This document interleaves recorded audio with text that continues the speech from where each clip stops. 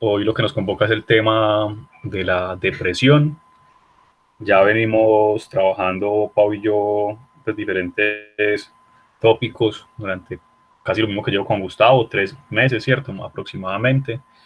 Pues en un encuentro que hemos procurado sea quincenal. Mm, y bueno, hablando como manera como de previa, antes de arrancar, pues ha sido interesante comentando con Paola lo que ha implicado todo este proceso de reflexión y también en el que hacemos los sábados, porque lo que empieza como un tema de interés casi que académico o netamente intelectual se va convirtiendo en un proceso personal muy interesante. Entonces la invitación es a que ustedes también se vinculen y participen de manera que pues, algo de lo comentado aquí pueda hacerles alguna utilidad. Entonces eso, reitero la invitación a que participen, está tanto disponible pues, el audio, el video eh, y por supuesto el chat para que ahí vayan comentando lo que quieran. No leemos todo el tiempo, pero sacamos algunos momentos pues para prestar atención a lo que sucede ahí. Entonces, bueno, yo para este espacio creé un texto, un ensayo, se llama Depresión, la fuerza que se acumula dentro, una revisión desde la lingüística y la perspectiva sistémica.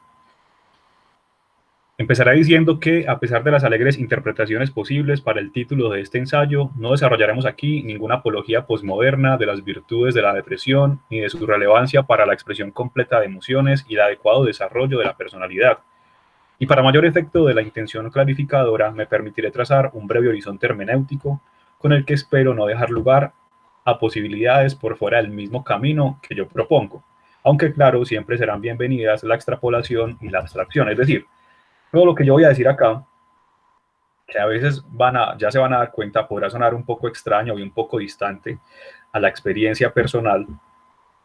No quiero que lo tomen como muchas cosas como las que se puede tomar, ¿no? Ya van a ver, se puede relacionar con un tema muy desde esa psicología positivista, en la que siempre hay una solución para algo, una solución concreta, y también no solamente positivista en términos de lo material, sino positiva en términos de la otra acepción de positivo, que es como alegre y feliz.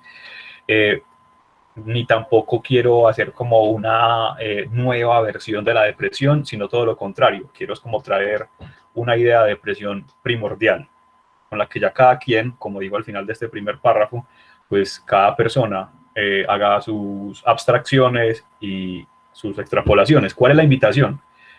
Toda la primera parte que voy a leer ahorita, que voy a compartir ahorita, va a ser muy desde lo etimológico. Entonces la idea es que ustedes desde ya empiecen a pensarse todo esto que digo como en la experiencia personal. Hay una palabra clave en todo el texto y es la palabra objeto o también cuerpo. Entonces la idea es que ustedes se imaginen que cada vez que hablo de cuerpo y objeto, estoy hablando de cada uno de nosotros. Es como una invitación para hacer como que estemos hablando el mismo lenguaje. Bien, en primer lugar está la palabra depresión. La palabra depresión viene del latín deprecio, es algo así como un hundimiento de tierra básicamente. Y por otra parte está depresionis, que ya es un hundimiento, pero dentro de la moral, pues los griegos ya habían diferenciado este aspecto. ¿Qué sucede? La palabra tiene varias partes, entonces inicia con el prefijo de. Ese prefijo de implica que hay como una privación, que le estamos quitando algo a un todo. Pues claro que el todo también está entre comillas, ¿cierto? O sea que no es posible decir a que todo, es todo entre comillas. Y luego está la raíz, o sea, como el centro de la palabra que es presus, o también se encuentra como presa, y que se puede entender más o menos como algo oprimido o algo apretado. Entonces ya aquí yo tuve que detenerme porque me parecía muy interesante pensar así, de presus o de presa, sin todavía como el final, como con el sufijo al final. Entonces, de presus o de presa, así como con un guión que separa las ideas de y presus, es como una privación o una anulación del hundimiento. Es decir, la primera parte es una anulación del hundimiento y al final está el sufijo sio, ¿cierto? Entonces ya tenemos deprecio y el sufijo sio sí, representa como un choque, una colisión, una erosión. Por tanto, podríamos entender, es la primera propuesta que hago para entender la depresión, como una anulación o reducción de la opresión. y aceptada esta como una sustancia e incluso como un cuerpo. Es decir, como que esa liberación de presión no es solamente, puede ser entendida como sustancia, como un cuerpo, como energía, como ustedes lo quieran nombrar de su experiencia personal. El caso es que esto tiene, yo lo propongo como una sustancia, en tanto, o como un objeto más bien, porque solo algo que tenga alguna forma, ¿cierto? Solo algo que ocupe algún lugar puede generar un movimiento o darse a la fuga, ¿cierto? ¿Qué es lo que sucede? Que cuando esa sustancia, esa energía o ese cuerpo se desplazan, sí o sí, al estar en un ecosistema, pues se encuentra con otros cuerpos y ahí el tema se reduce a una cuestión de fuerza.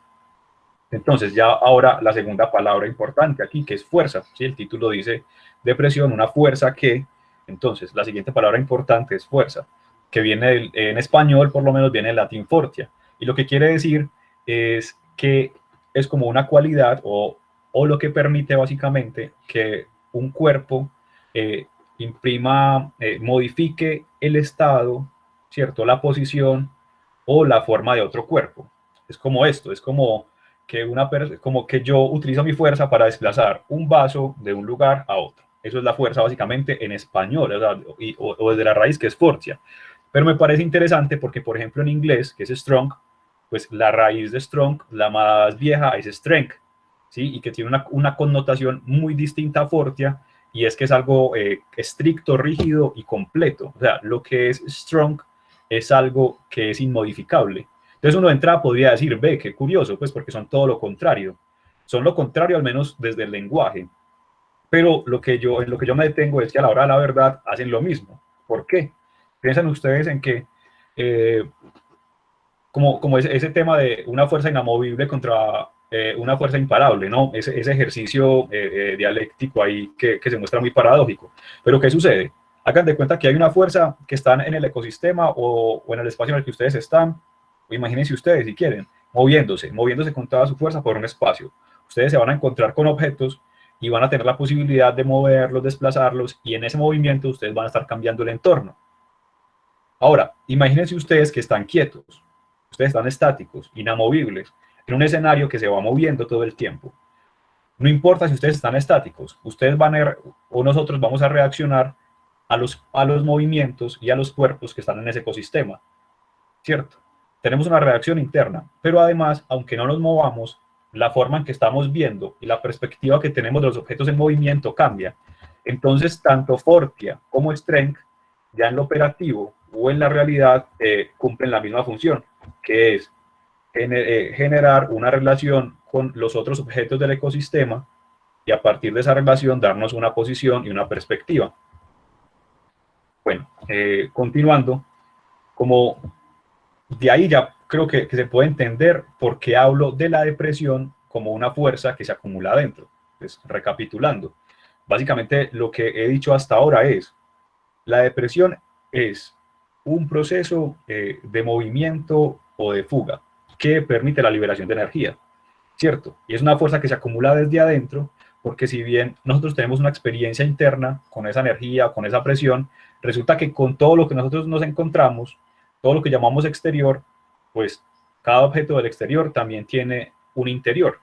Entonces al final no es más que un encuentro de cosas que están al interior de cada cuerpo, de cada objeto o de cada persona.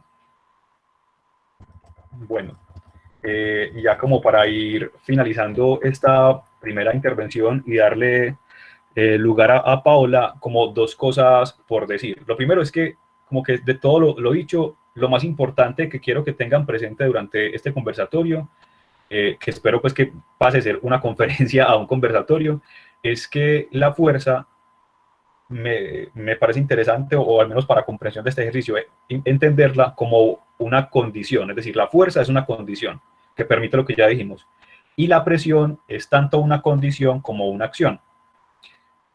Es decir, no son instancias que todo el tiempo estén ahí, no todo el tiempo hay fuerza y no todo el tiempo hay presión.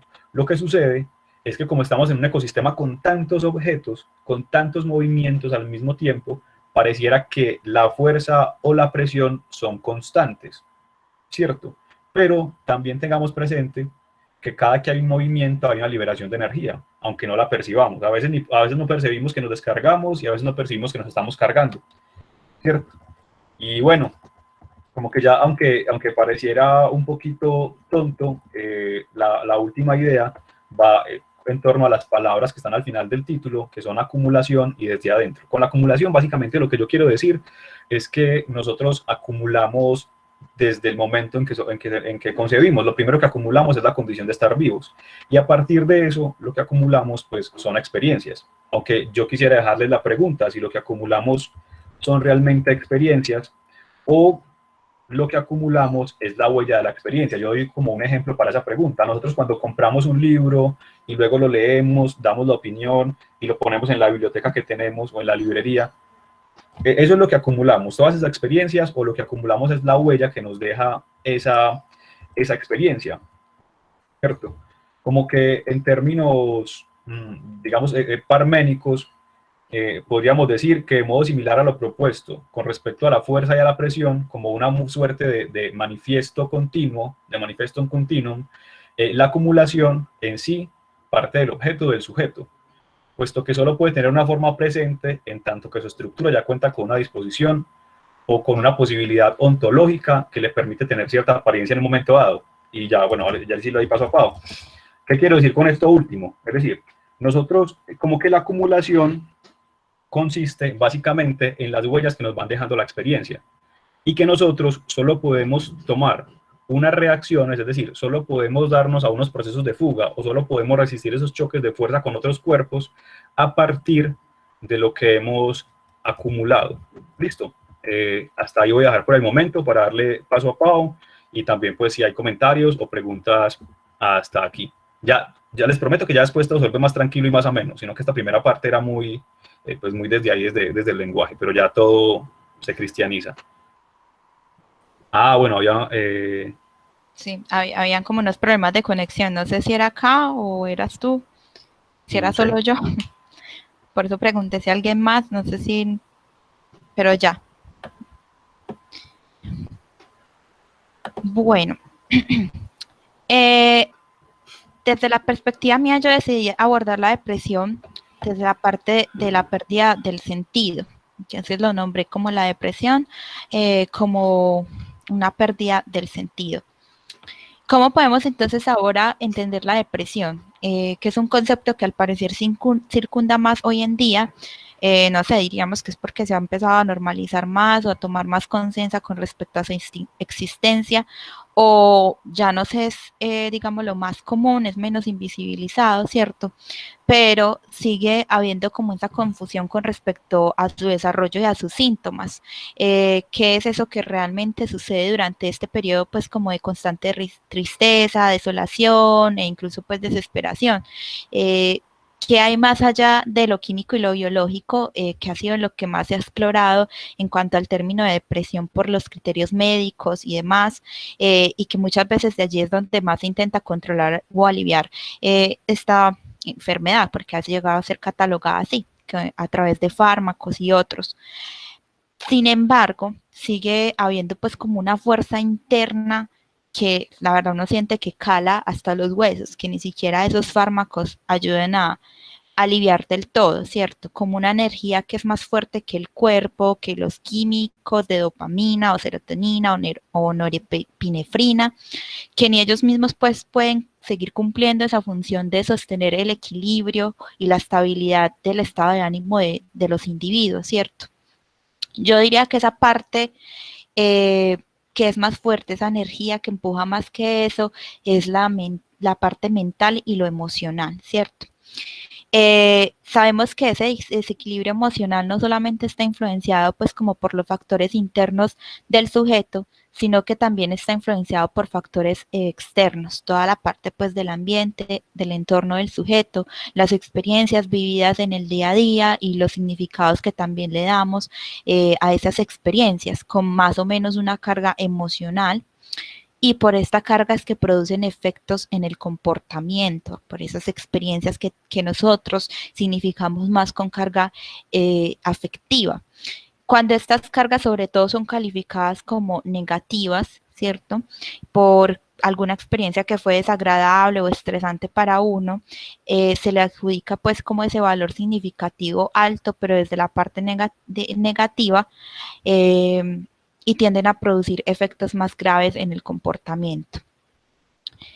Sin embargo, así la parte emocional y la mental eh, y sus condiciones, pues como con respecto a eso, puedan tener un empuje más alto que lo netamente biológico, pues no se puede dejar de lado pues esos conceptos científicos o médicos donde han realizado investigaciones que también uno debe tener en cuenta, que por ejemplo que los desbalances pues no solamente están en la producción de las sustancias químicas o que los neurotransmisores no logran como del todo cumplir esa función de pasar la serotonina, la dopamina y todo eso, sino que también ahí se ha descubierto que hay una parte genética que puede predisponer pues más al sujeto a padecer esa depresión, ¿cierto?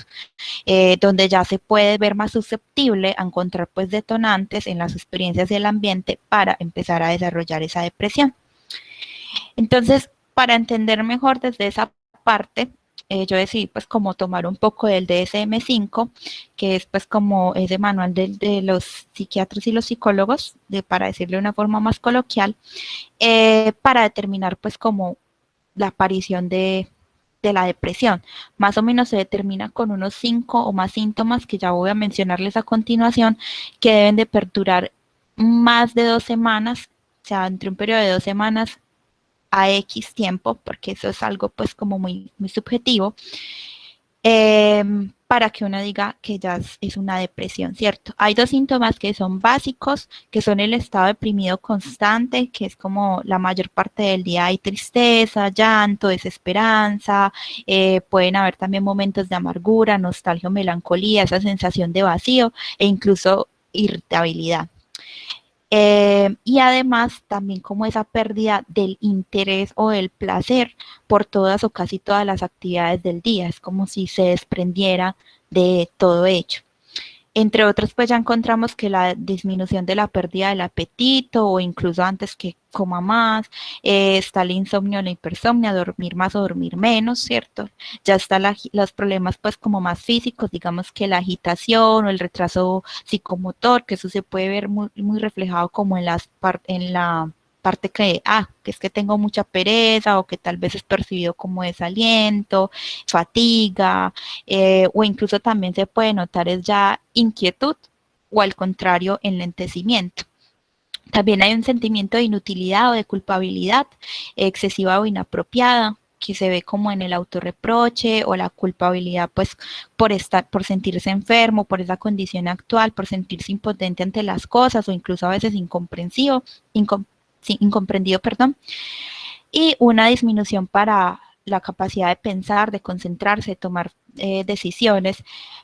Y ya cuando estamos pues como en un periodo más agudo, por decirlo así, es donde comienzan a surgir los pensamientos como de muerte recurrente o ideas suicidas, muchas veces sin un plan determinado, y cuando ya hay intento de suicidio o planes para llevarlo a cabo, pues ya digamos que es como en casos extremos.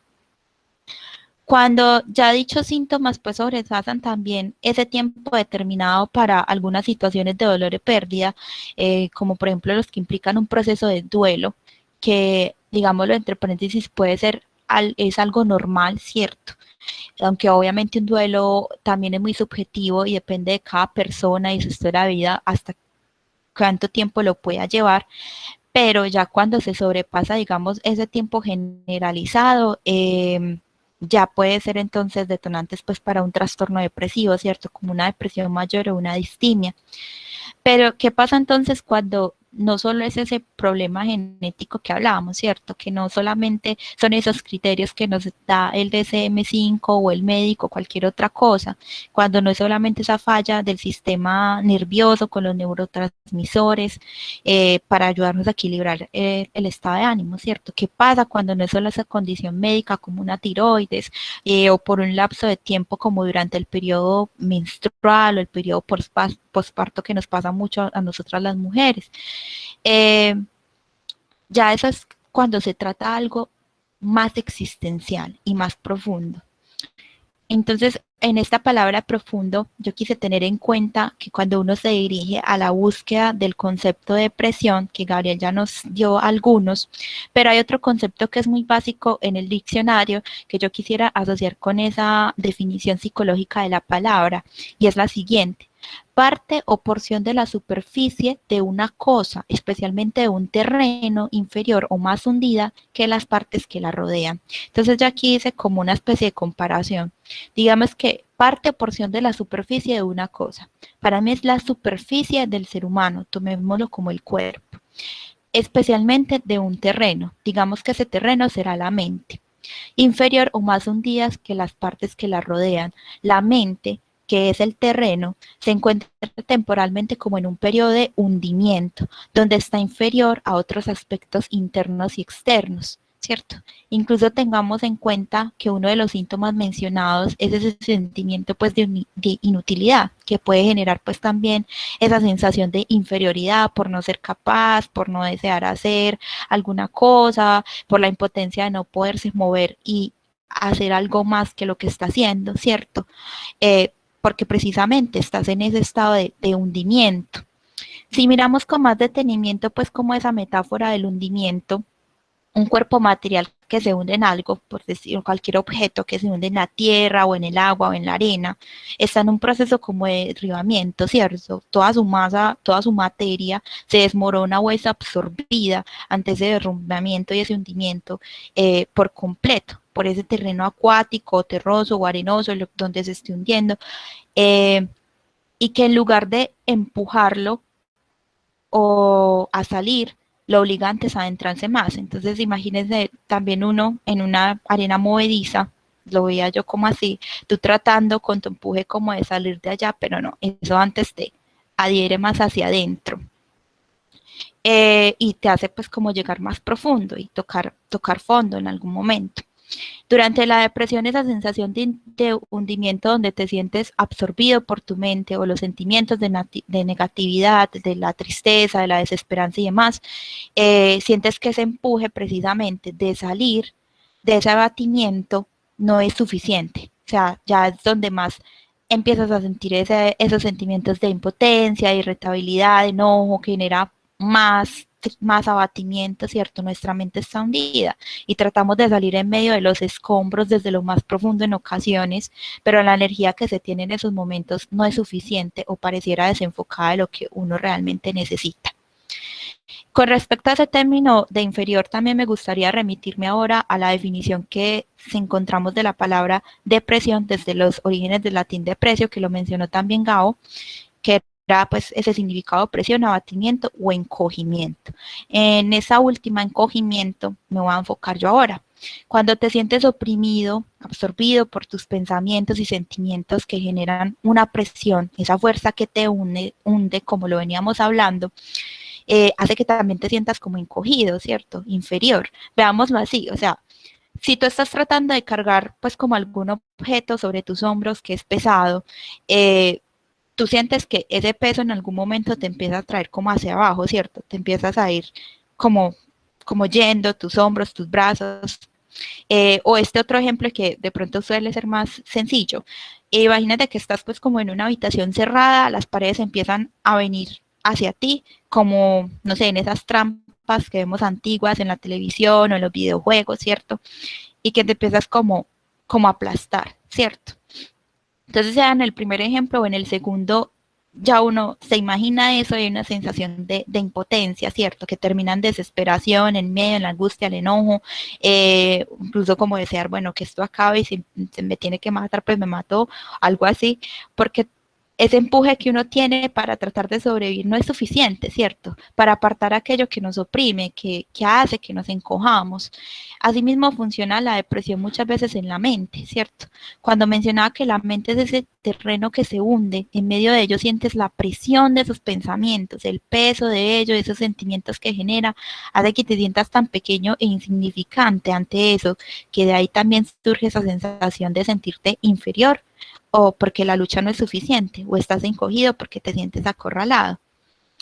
Eh, Pero bueno, pues ya sabemos que muchos de los sentimientos que en sí genera la depresión y cómo trascienden más allá del cuerpo hacia la mente, creo que entre líneas de lo dicho podemos percibir la influencia emocional también, obviamente, aunque en el momento de la depresión no se encuentra equilibrado, sigue teniendo pues obviamente esa carga emocional, esa influencia en el comportamiento y la mente desde esa tristeza profunda que puede sentir. Aquello que sentimos y pensamos trabajan como juntos. Uno genera los pensamientos de inferioridad, de culpabilidad, de muerte y demás, porque sientes tristeza, la angustia y las otras cosas que hemos mencionado, eh, y viceversa, ¿cierto? Por ello es que esto tenga incluso más fuerza o energía que sobrepasa lo meramente biológico e impacta incluso con más fuerza nuestro estado mental y emocional, tanto así que incluso lo mental y lo emocional pueden impactar en el sistema inmunológico. Yo quiero cerrar acá estas definiciones desde una frase que incluso daba Víctor Frank, que él es un psiquiatra que vivió durante la Segunda Guerra Mundial, que de allí pues me inspiré para el análisis de este concepto de depresión. De depresión. Eh, Él dice lo siguiente en su libro El hombre en busca del sentido. Existe una relación entre el estado de ánimo de una persona, su valor y su esperanza, o su falta de ambos, y el estado de su sistema inmunológico. O sea, una persona puede llegar a morirse por esa falta de esperanza y valor, debido a una razón importante que ya iremos viendo a continuación. Supongo que, pues bueno, en esta intervención trataré de ser más breve, como para también darle un poquito de lugar a la gente, Uh y -huh. pues sobre todo ahorita que ya sé que el asunto se pone un poquito más humano, como más cercano. Pues con respecto a lo que mencionas, Pau, me parece interesante sobre todo dos elementos. Uno es el tema del equilibrio, ¿cierto? Pues porque ese tema del equilibrio, por ejemplo, una de las cosas que ha sucedido en los últimos años frente a los discursos en torno a la depresión es que se ha aceptado que las emociones o que la afectividad en torno a la depresión y que genera cosas como tristeza, rabia, melancolía, ¿cierto?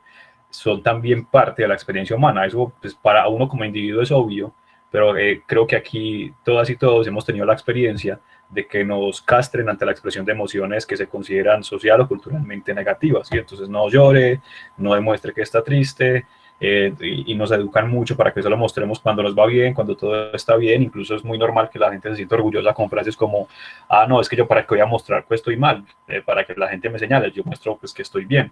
Y luego es lo que vemos justamente hoy todo el tiempo a través de las redes, principalmente digamos de redes como Instagram, ¿no? Que es muy desde la imagen que puede moverse mucho más fácil. Y creo que Claro. es una imagen que se mueve mucho más fácil porque es una imagen que cargamos todos, la de lo positivo.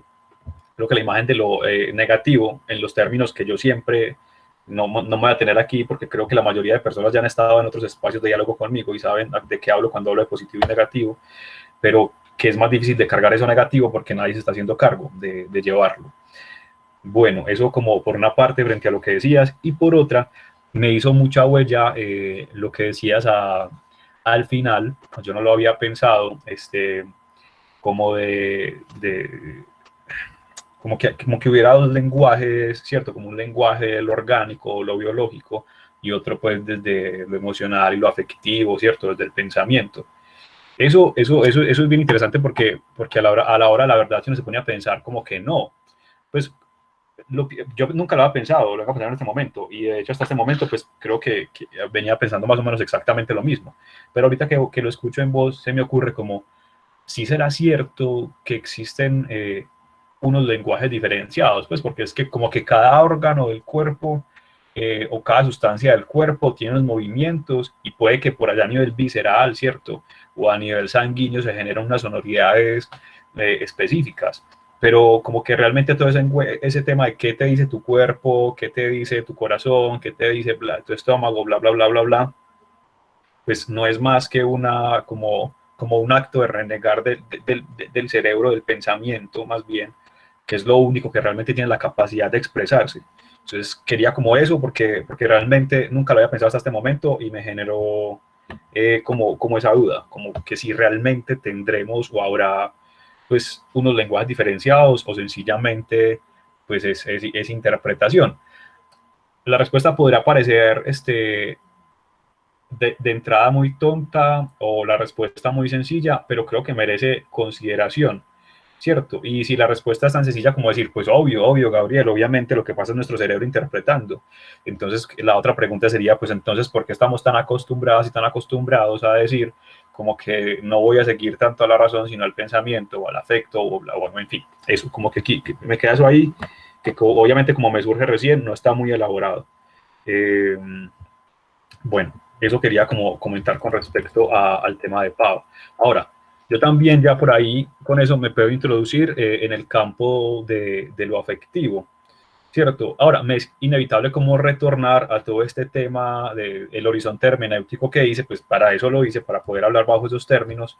Entonces, como que bajo todo lo que venimos diciendo, yo presento a la depresión como una reducción o fuga de la presión acumulada a causa de la relación establecida entre las fuerzas internas de un objeto y las externas, que como decía hace un rato son también las fuerzas internas de otros objetos, lo que implica que al momento de la contingencia, es decir, al momento de ese encuentro, la colisión tendrá efecto en ambos cuerpos. Lo que pasa es que pues, en un cuerpo se va a ver más que en otro. Aquí también de algo de lo que dijo Pau, con respecto a esa definición, pues, o a ese significado de diccionario de la palabra depresión como una parte, me parece interesante tenerla en cuenta aquí en esto que yo menciono, cómo conjugarla, porque si nos ponemos a pensar, pues nosotros cuando nos deprimimos es como la consecuencia, digamos, de algo en nosotros. Nombrémoslo nuevamente, objeto, energía, sustancia, eh, que choca con otra. Y como decía al principio, todo se trata de un juego en el ecosistema, de buscar una posición, una ubicación y una posición. Piénsenlo de la siguiente manera. Yo quiero conseguir un trabajo. Eso implica buscar una ubicación. Quiero ubicarme en un puesto de trabajo para conseguir una posición. Entonces, por ejemplo, esa posición la puedo querer tener frente a varios lugares o varias instancias, por ejemplo, mi familia, mi pareja, mi grupo de amigos. Entonces, yo busco eso. Si yo realizo una serie de acciones, es decir, si dispongo mi fuerza, si dispongo a las otras sustancias que me componen, digamos que entre las sustancias, ya ahorita hablaré un poquito de ese tema de las sustancias, las que utilicé se chocan con otras que son más fuertes y que no les permiten llegar o que las erosionan o que las rompen, entonces es donde aparece ese hundimiento de la moral en un aspecto específico. Y esto me parece a mí clave, pues porque también la idea de estos espacios es como tratar de no solamente hablar en términos teóricos y decir cosas, sino como por ejemplo algunas pues herramientas. Entonces una primera herramienta que a mí me surge a partir de esta exploración de la idea de depresión es que cuando uno siente que está deprimido, pues mire realmente cuál es la parte que está hundida, porque es muy difícil que todo se esté hundiendo. Es decir, somos una experiencia vital grandísima con un montón de sustancias y pues vamos a decir que estamos absolutamente deprimidos. Eso es algo que yo considero dudoso, ¿cierto? Y aquí viene pues como todo este tema de la sustancia, de la esencia, etcétera, etcétera, etcétera. Entonces, como en sí nosotros estamos acostumbrados a decir como, no, es que mi esencia es esta, o yo soy esto, o soy aquello, y a partir de eso generamos una suerte de resistencias a la transformación. Pues yo personalmente me he visto en eso, también he hablado con amistades y también he atendido a algunas personas que la idea de cambio les parece abrumadora porque dicen como, no, es que si yo cambio eso estaría perdiendo mi esencia, ¿cierto? Ahora, ese tema de la esencia también es bien curioso, porque en un principio lo que eran esencia y sustancia eran básicamente lo mismo. Entonces se nombraba como usía. Y luego aparece Aristóteles que todo lo rompió, pues eso tiene sus cosas positivas y negativas, pues porque permite mucho, pero también complica mucho las cosas. Y luego en el lenguaje también, pues pasaron muchas cosas con este término de usía, pero entonces lo que hace Aristóteles es proponer una usía primera, que digamos que es la esencia y que es de alguna manera entre comillas, inmutable. Y luego está pues la sustancia, que es como las categorías o lo que sí puede ir cambiar. Por ejemplo, yo aquí escribí algo como, tenemos a un tipo que se llama Víctor. Víctor en esencia, usted puede decir un montón de cosas de Víctor en esencia, pero usted siempre va a depender de las sustancias que habitan a Víctor. Entonces, por ejemplo, lo que en esencia nos dice la referencia de Víctor, decir, ay, ve, Víctor, ¿qué? ¿Cómo va Víctor? Lo que aparezca ahí y lo que consideremos esencial en Víctor va a cambiar mucho a partir de cosas sustanciales, como por ejemplo, con quién está viviendo, en qué lugar está viviendo y qué trabajo tiene. Entonces, a qué voy con este tema de la esencia y con este tema de la sustancia? Que todo lo que acumulamos, ¿sí? Retornando al tema de la acumulación, todo lo que acumulamos y ese residuo que nos deja la experiencia de lo que acumulamos, aunque sean cosas sustanciales, es decir, cosas que pueden modificarse, en el momento en el que llegan a ser parte de nuestra experiencia vital, pues lo modifican nuestra estructura, modifican nuestra posición y, por supuesto, a partir de modificar nuestra estructura, de modificar nuestra posición, lo más probable es que como ese cuerpo, como ese objeto que somos, necesitemos una ubicación distinta que nos resulte más cómoda en el ecosistema. O sea, sí, me gustaría preguntar aquí si va clara la idea, porque sé que estoy como en una serie de hilos un poquito intrincados y me gustaría saber si vamos bien como con la idea del cuerpo. Sé que todavía no he llegado concretamente a la noción de depresión, he dado algunas ideas, dos puntualmente, pero me gustaría saber si la gente va bien como hasta aquí con lo que he expresado o si hay alguna duda o alguna observación antes de continuar. No, parece que no. Bueno, ahí está siempre disponible el espacio para que lo hagan. Entonces, lo mismo que sucede con cualquier cosa que acumulamos, y recordando que yo a la depresión, en la segunda propuesta que hice sobre ella fue de que es tanto una condición como una acción, es decir, la depresión es condición y acción. Sobre todo se convierte en acción a partir de ese tema de presa, ¿cierto? De algo oprimido. Entonces, si hemos aceptado, o si tenemos claro que todo lo que nos acontece, todas las experiencias nos dejan una huella y esa huella nos modifica, pues va a suceder igual con la depresión. Y eso le da alguna validez a la idea, y pues aprovechando que Pau mencionaba el DSM, a que esto se considere ya no solamente como un estado, ¿sí? Pues uno inicialmente está en estado depresivo, es decir, eso es sustancial, pero a partir del trasegar por este estado o a partir de la presencia de ese estado en nuestro organismo o en nuestra experiencia vital, deja de ser sustancial y se nos va convirtiendo en algo esencial. Piénsenlo así, pues si por ejemplo alguno de ustedes alguna vez estuvo aburrido y sus amigos se enteraron, su familia, pues qué sé yo, Ángel estuvo aburrido, Juan, Miguel estuvo aburrido, normal, Sara estuvo aburrida, pues nada, pero si de repente sucede que esa sustancia, que es que se han hundido, esas sustancias ha generado unos hundimientos en la moral de Sara, de Miguel, de Juan, de Paola, de Isabel, de Gabriel, pues la gente va a empezar a decir, ve, pues este ya no está aburrido o está deprimido o deprimida, sino que este es como depresivo. Entonces ya deja de ser sustancial y se convierte en algo esencial. O deja de ser una acción y se convierte en una condición. En el DSM no hablan de eso, pero me pareció importante pues como aclarar que al menos desde este discurso también encuentro alguna claridad o alguna relación a ese respecto. Listo. Como que esta es mi segunda intervención. Si quisiera de verdad aprovechar para que alguien pregunte algo, para que alguien comente algo. Hasta este punto, por ejemplo, una forma de invocar el diálogo sería, si les parece lógico, si les parece aceptable pensar el tema de la depresión como este juego de fuerzas, como esta pugna de partes de nosotros, de acumulados dentro de nosotros, frente a otros. ¿Sí? Entonces, claro, nosotros tenemos una serie de propósitos, pero resulta que no estamos solas o solos en el mundo. Estamos frente a otro montón de organismos que también están haciendo sus propios movimientos y tienen sus propias fuerzas y sus propios acumulados. Entonces, ¿qué les parece? Bueno, por ahí hay un par de comentarios. Pau, bueno, me explicarían a qué viene porque no lo cojo. El positivismo tóxico. Bueno.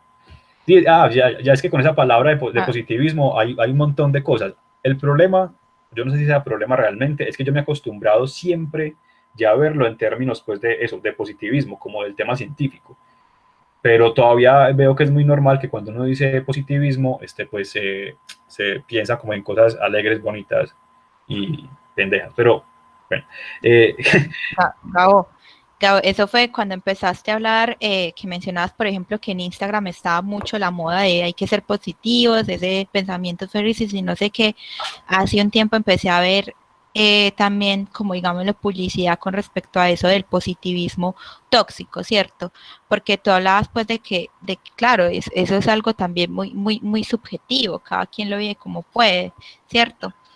Y que ya era como un algo obligado, ¿cierto? Que al principio que lo mencionabas, pues era un comentario hacia eso, y lo segundo era cuando hablabas de que si eran dos lenguajes diferenciados, la mente y lo que uno siente en el cuerpo, que tal vez el cuerpo simplemente está demostrando lo que pasa en la mente. Yo digo que es más que están muy influenciados. No sé, no estoy igual que tú, no me atrevería a decir si tienen un lenguaje diferenciado, pero sí siento que están muy influenciados. mm, sí, es que esa duda me viene pues como ahorita. Entonces, bueno, no, si nadie tiene como algún comentario hasta este punto o alguna pregunta, pues porque invito mucho a ese tema, porque justamente a partir de las preguntas, mucho de lo que uno trae toma otros valores y otros sentidos, pues más allá del discurso, pues como de lo teórico. Pero si no, entonces lo doy pues, como lugar a Pau para que continúe.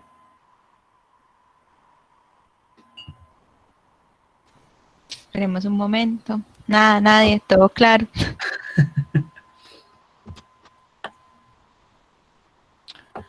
Ok. Bueno, eh, para dar inicio otra vez, hay algo que Gabriel mencionaba que me pareció muy importante y muy interesante, y es en cuanto a las herramientas que podemos pues como tener para el abordaje de eso, de la depresión. Y justamente más adelante era algo que yo iba a mencionar también, pero con respecto a eso que tú mencionabas, yo pienso que una de las principales, pues, como herramientas puede ser justamente el entendimiento y la comprensión de eso que tú mencionabas, de eso que nos hunde, ¿cierto? No solamente es detectar cuál es la parte que está hundida, sino tratar como también de comprenderlo. Yo sé, y por experiencia, por otros que también he escuchado, que justamente en el periodo depresivo, pues es muy difícil yo decir como que, sí, voy a sentarme a comprenderlo y lo puedo analizar completamente, ¿no? Porque precisamente uno se encuentra en estado de desconexión, ¿cierto? Que uno pierde hasta la capacidad de concentrarse, de pensar más claramente, pero cuando estamos por fuera de esos procesos, comprender qué es aquello que me hunde, que me hundió, cuál es esa parte hundida o que tiende más es algo que nos puede pues como otorgar una herramienta, por lo menos pues a nivel personal. O es algo que incluso yo misma que lo he puesto en práctica me ha servido bastante. Eh, y bueno, y no solamente a comprender ese rendimiento, sino también con qué cargas emotivas o cognitivas tengo yo eh, en ese peso que me hunde. Y ahí aprovecho pues como para continuar esa idea, porque justamente hablando de ese peso que conlleva, pues como lo explicaba en la metáfora del hundimiento y de la opresión, eso también genera como una barrera, ¿cierto?, entre la realidad y el mundo interno del sujeto, como si hubiera una desconexión, pues que ya lo mencioné, casi que total, y por ende impacta todos o casi todos los aspectos cotidianos de uno, lo familiar, lo laboral, las relaciones de pareja, lo social, etcétera, porque sin darse cuenta uno, tal vez sí, las actitudes, acciones, gestos y demás que uno, el sujeto expresivo también muestra, afectan su entorno, pero aunque sea consciente de eso, en algún recóndito momento que se dé uno cuenta, uno se sigue nublado, ¿cierto? Perturbado por toda esa carga, porque muchas veces se encuentra sin un camino, sin un rumbo en ese momento. Hay algo que afecta tanto por el peso de lo que lo emocional implica como lo cognitivo en esas condiciones que causan el ser. Que de allí que uno de los síntomas sea el hecho de la inquietud o el enlentecimiento, ¿cierto? O la agitación por cualquier cosa, y es que eso impacta no solo el nivel físico, porque también impacta un nivel importante, un motor para yo desarrollar eso, y es el de la motivación.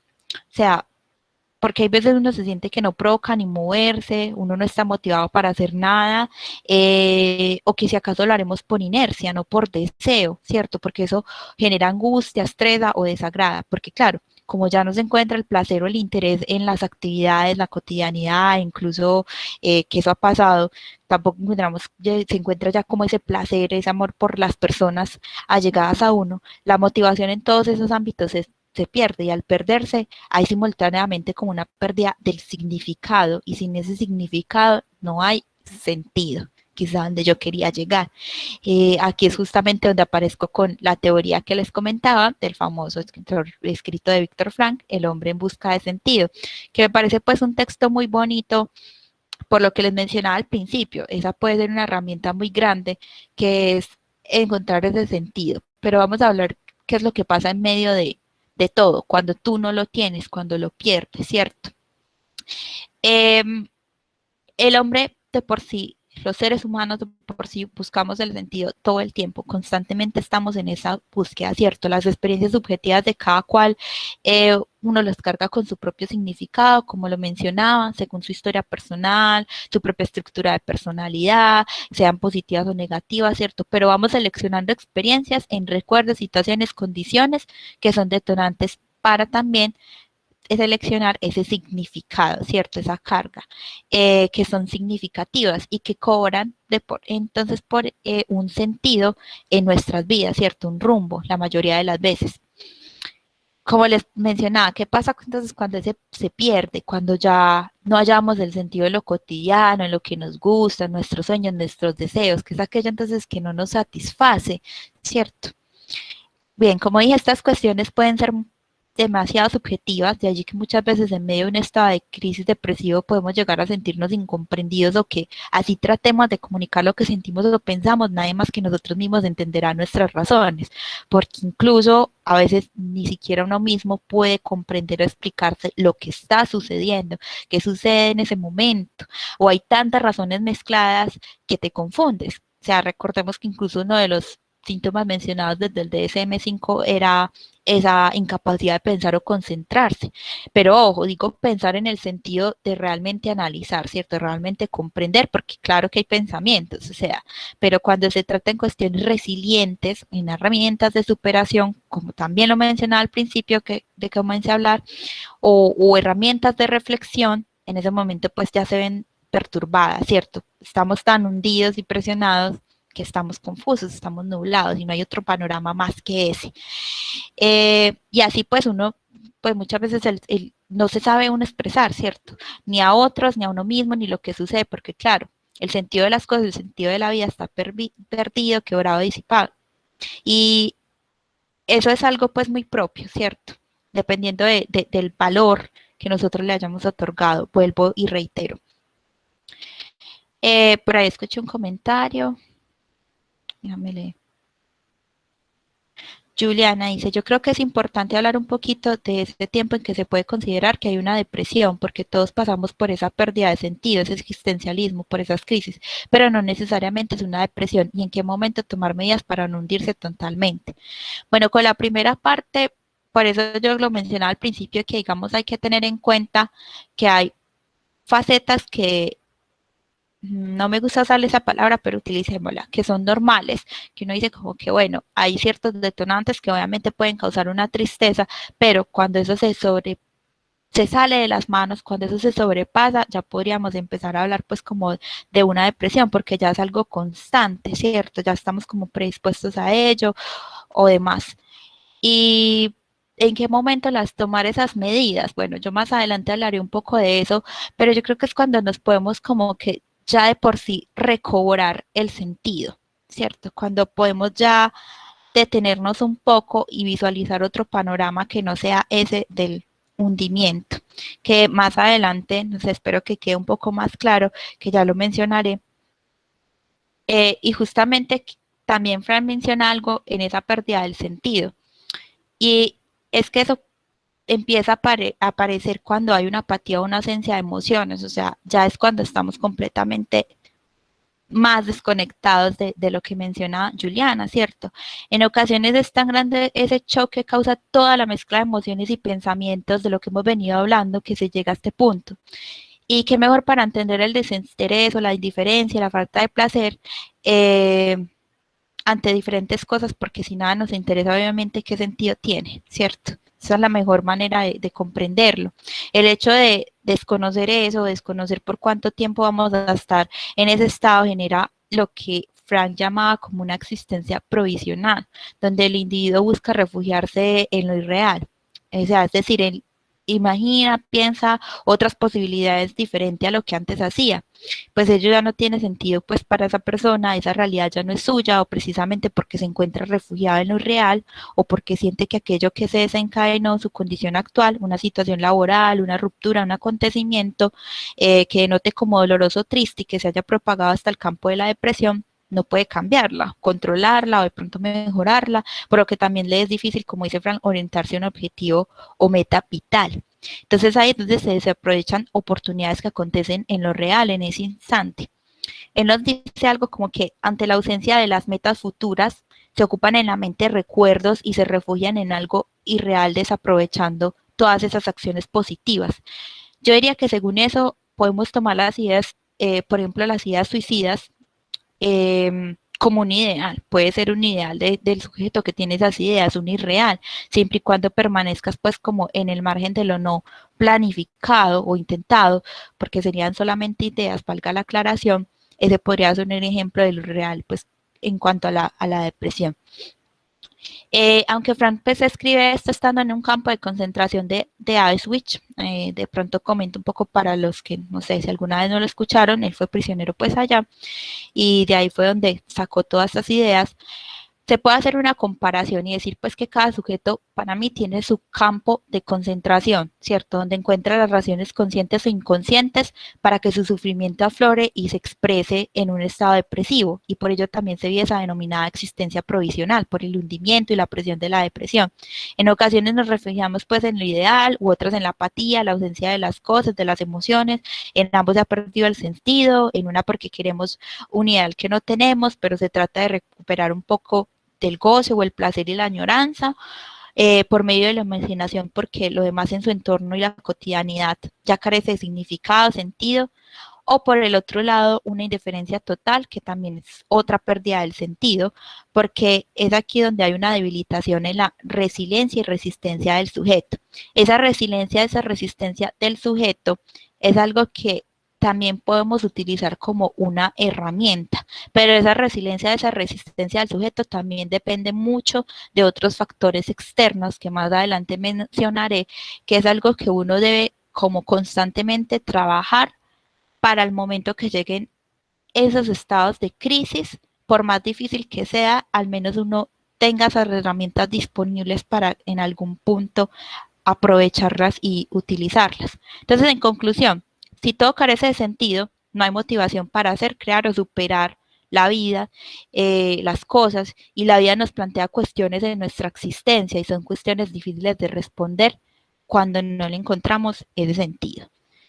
No sé si hasta acá haya otra pregunta, comentario, sino para darle paso a Gabriel.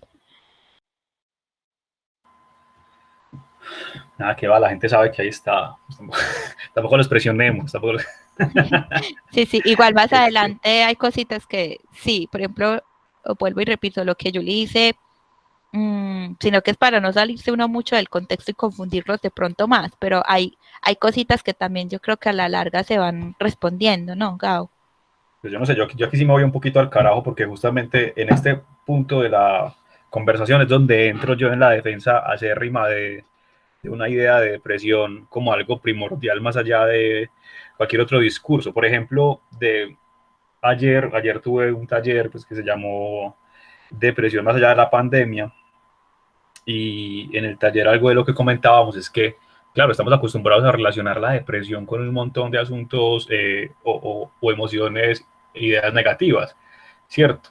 Este, tristeza, rabia, melancolía o acciones o disposiciones como el aislamiento, pero también resulta que uno se encuentra con personas que están haciendo viajes, que están de fiesta, que están consumiendo sustancias y claro, están en un estado de felicidad en esos momentos o en estados de éxtasis a partir de esas experiencias concretas, pero hay detrás una condición de depresión. Eso también con respecto al comentario y pregunta de Juliana, me hace un poquito de sentido en tanto de que, claro, justamente no siempre se trata de una ausencia de sentido, porque también uno se ha encontrado con personas que tienen unas metas, unos propósitos, objetivos claros en la vida, pero incluso como lo comentamos ayer en el taller, puede que uno tenga bien las cosas con su pareja, con su trabajo, o sea, que todo esté muy bien, pero por alguna razón,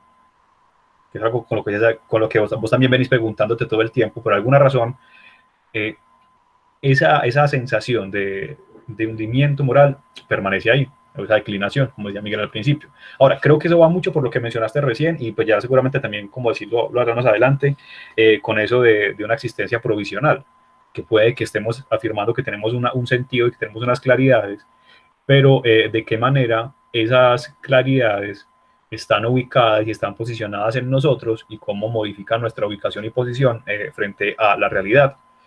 Eso, quería como comentar eso. Ahora, como les decía, aquí yo ya la pregunta que me hago es como, además de todo lo que ya hemos dicho, pues, y sobre todo lo que he comentado, porque pues esta pregunta parte de mi idea o de mi experiencia más bien, es como si será posible describir la depresión, ya no a partir de todo esto, de lo etimológico, a partir del DSM, a partir de sustancias, no, sino como que será posible describir la depresión a partir de una sensación concreta en el organismo.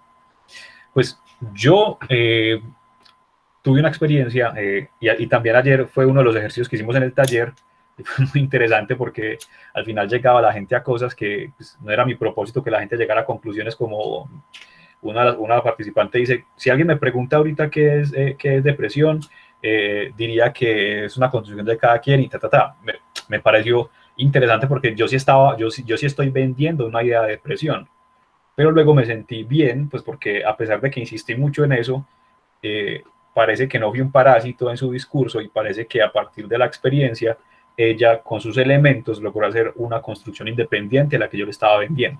Entonces, bueno, eso como me parece interesante porque el ejercicio que hicimos es lo que básicamente narro aquí, lo voy a narrar muy brevemente, y es que pues, de estos ejercicios de respiración consciente hay uno, el DSM Marley es el diccionario, perdón, el manual de psiquiatría y diagnóstico, o el manual diagnóstico de psiquiatría, que utilizan los psiquiatras y los psicólogos para pues, definir los criterios y entonces si una persona tiene algún trastorno o algún síndrome de orden mental.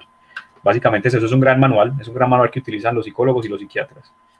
Eh, bueno, voy a aprovechar que también ya interrumpí con esta del DSM. Miguel hace una pregunta, ¿qué diferencia hay entre el origen de la depresión y la melancolía? Pues a ver, eso es justamente a lo que voy, Miguel, porque con lo que acaba de mencionar, resulta que es que la depresión es un hecho, primero un hecho a nivel del organismo, es un hecho biológico, ¿cierto? Todo lo que mencionaba al principio, un montón de neurotransmisores y sustancias se manifiestan en el organismo.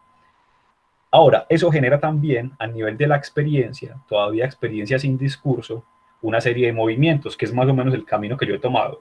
A partir de esos movimientos, y en sumatoria con uno de los elementos más importantes que tenemos, que es el lenguaje, aparecen cosas como la melancolía. La melancolía es un poco como más que la sensación, es una sensación de hundimiento acompañada de una idea de que las cosas no son como deberían ser, ¿cierto?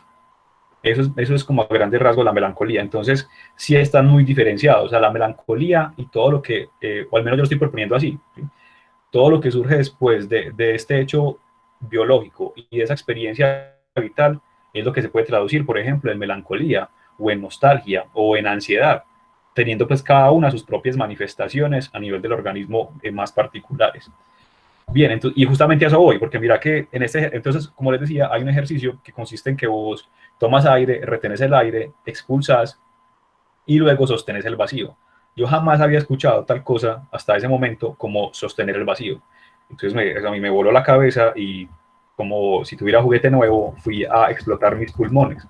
¿Cierto? Entonces el ejercicio es muy brutal porque lo primero que uno siente cuando las primeras rondas, yo lo nombro rondas de expulsión y sostenimiento del vacío, es una ansiedad tremenda. Y son todos los síntomas de la ansiedad.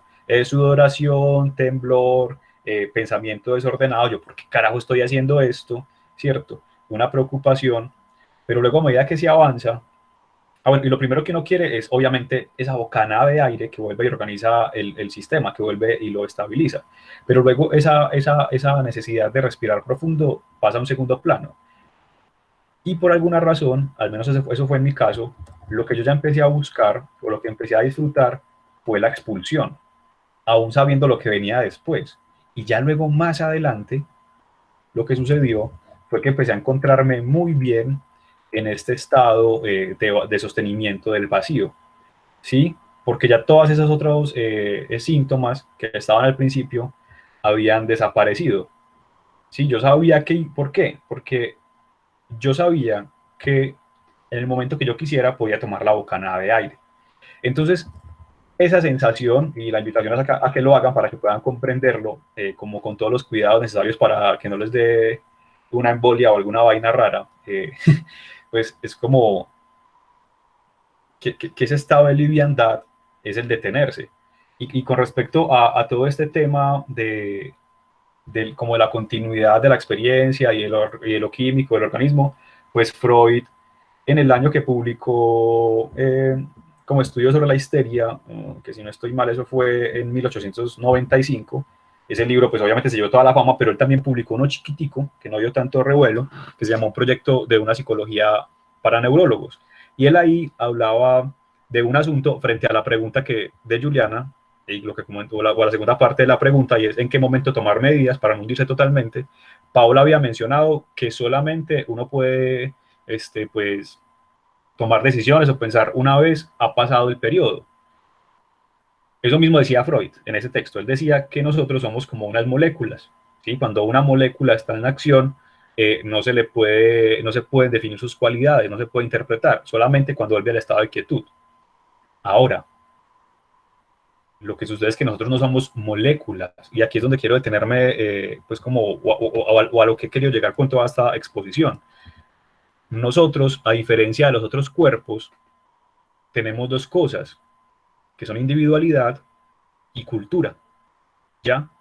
Entonces nosotros, pues, ¿qué es la cultura? ¿Y por qué la cultura se nos ha vuelto tan importante? Pues porque por simple aritmética, la sumatoria de las individualidades, que es la cultura, tiene más valor, es aritmética, es lógico, ¿cierto? Entonces, bueno, eso como que tenemos esos dos grandes elementos, individualidad y cultura. Nosotros dentro de lo cultural, es decir, a partir de los residuos de esas sumatorias de individualidades, hemos asumido una serie de costumbres, una serie de hábitos y una serie de comportamientos. Entonces, como que el acto de detenerse, sobre todo en nuestra cultura occidentalizada, parece como algo impropio. Por ejemplo, todo este tema de la respiración consciente, todo este tema de la meditación, claro, ha tomado mucha fuerza últimamente y razón tiene, porque en estos tiempos tan turbios tiene que tomar algún sentido de eso, pero hay gente que todavía se burla de ese tipo de prácticas, pero no se burla de que usted vaya al trabajo todos los días o que vaya al gimnasio todos los días o que haga otras cosas todos los días que también son rituales, ¿cierto? O sea, son rituales y también usted lo que busca es de alguna manera detenerse de todo lo otro. Ahora, lo que pasa es que este tipo de acciones son un detenerse que yo nombraría como un detenerse real. ¿Sí? O sea, no, en este caso no estás trabajando para tener un mejor cuerpo ni una mejor calidad de vida, realmente te estás deteniendo. Entonces, como que una segunda invitación, la primera era como a revisar cuando haya un momento de depresión, qué es lo que realmente está deprimido, qué parte, esa fue la primera invitación. Pues la segunda es a que busquen la manera, o a que busquemos la manera de detenernos, ¿cierto? Esa es como la gran segunda invitación. Y este ejercicio que les menciono, pues les vuelvo y les reitero la invitación a que lo realicen. Ahora, para ya como que esta es mi penúltima intervención, al final es como algo mucho más condensado de todo lo que he dicho hasta acá. Y bueno, en este tema de la individualidad y la cultura, resulta que también con algo que se ha mencionado mucho en este conversatorio o en este espacio pues, de diálogo, es el tema de lo genético, ¿cierto? Y sabemos que la genética ha sido aceptada como algo que define nuestra esencia. Entonces, lo que pasa es que realmente la genética no es esencia, pasa a ser sustancia. Es decir, nosotros somos un todo, pero la idea de todo, eso, en términos platónicos, eso es inabarcable, es intangible. Nosotros no podemos decir absolutamente qué somos. ¿Sí? Pues vaya que alguien se defina en su totalidad sin que le quede ningún espacio. Sobre todo porque es que no es que le quede el espacio en ese momento, es que le queda el espacio de todo lo que hay alrededor y que hay atrás que no conoce y todo lo que viene que tampoco conoce. Entonces una definición absoluta del sí mismo es ridícula, es impensable. Y la genética pues viene a ser solamente otra sustancia que en ese escenario que yo he planteado todo el tiempo y de manera reiterativa, pues está en relación con otras sustancias. De ahí que nosotros podamos responder de maneras muy distintas a eventos similares. Doy un ejemplo. Entonces, a las personas afros se las atribuye como característica o como sustancia, entre comillas, universal, que tienen unas capacidades superiores en cuanto al ritmo, en cuanto a la sonoridad, en cuanto al movimiento, a causa de una carga genética. Aún así, digamos que lo aceptamos o no lo aceptamos, lo que sucede es que cada persona con esta sustancia genética, con esta carga genética, va a tener una interacción particular con las otras sustancias y va a tener una relación y una dinamización distinta de lo que es sonoridad, de lo que es ritmo, de lo que es movimiento, de lo que es bailar. Bien, entonces eso. Y quisiera como concluir esta intervención diciendo que el asunto que se pone aquí en juego es el lugar que virtualmente le estamos dando a los dos jugadores que mencioné. Los dos jugadores somos el individuo y la cultura, ¿cierto? Cuando digo el lugar que le damos virtualmente, me refiero como a eso que es virtus, es decir, como a la fuerza que se le imprime a una cosa para que tome una forma o ocupe un lugar determinado, y que el hecho con la virtualidad es que si bien parece un acto de asumir una realidad de manera voluntaria, sabemos que no es así. Sabemos que, como dije anteriormente, le damos más importancia a la cultura, somos sujetos de la cultura porque sobre ella ponemos muchas cosas y de ella penden muchas cosas, entonces se vuelve como fundamental, y que en esa medida hay algo que tendríamos que reconocer, y es que la mayoría de cosas, por no decir que todas, simplemente por dejar espacio al escepticismo de la misma afirmación, casi todas las cosas son realmente impuestas. Es decir, la mayoría de pensamientos, la mayoría de cargas, la mayoría de cosas que acumulamos son cosas que se nos imponen. Entonces valdría la pena pensar cuáles de esas cosas que tenemos acumuladas en nuestra experiencia vital son cosas que hemos decidido poner ahí, y cuántas de esas cosas, y yo me atrevería a decir que son la mayoría, pues son cosas que se nos han impuesto, ¿ya?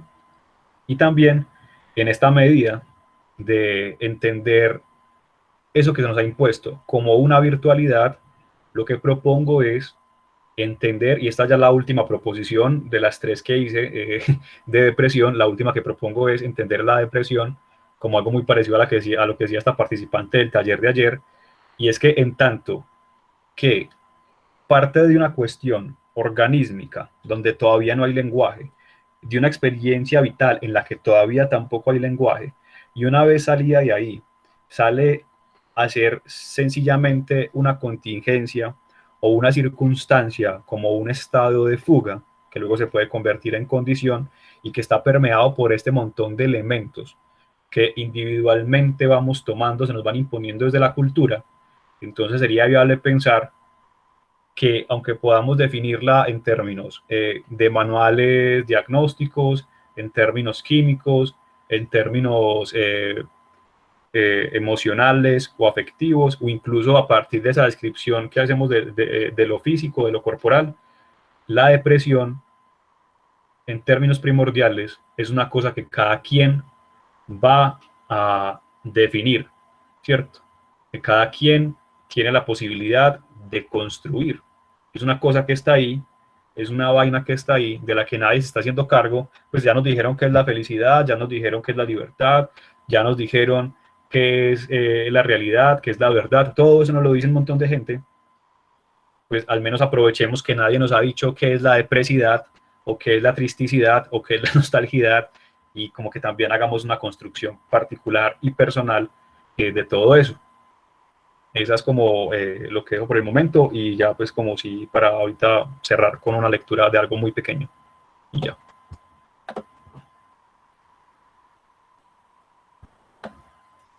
Ah, bueno, aquí hay unos comentarios.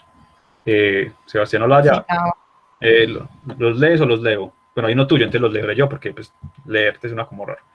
Sería como Sí, sí, insight. dale. Que Listo, te iba a Sebas. decir simplemente que era algo sobre la melancolía, ya ahí tú también complementas un poquito. Listo, Pienso Sebastián yo digo Olaya algo al dice, respecto. y esa sensación de hundimiento se mantiene por tiempos largos, años, por ejemplo, pero aún igual continúa la vida como en piloto automático. Se puede llamar depresión.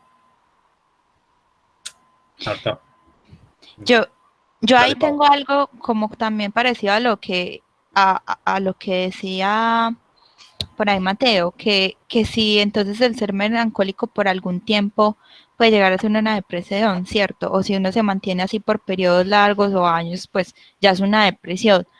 Para mí, desde mis conocimientos como psicóloga y demás, ya hablaríamos más como de una estructura de personalidad depresiva, ¿cierto? Que eso viene influenciado por muchas cosas, factores externos, historia personal del individuo, las formas de apego, o sea, ya sería meter muchas, ¿cómo se diría? Muchas otras teorías para tratar como de explicar más a fondo eso.